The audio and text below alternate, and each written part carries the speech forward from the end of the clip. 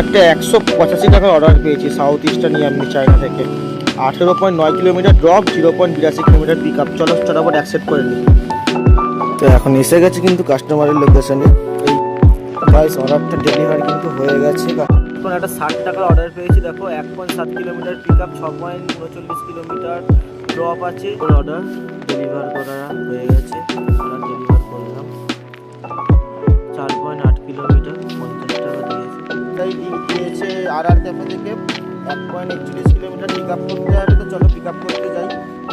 Guys এখন এসে গেছে কিন্তু কাস্টমারের লোকেশন, দেখো অর্ডারে কিন্তু ডেলিভার করা হয়ে গেছে। 3.7 কিলোমিটার, 30 টাকা। এখন একটা অর্ডার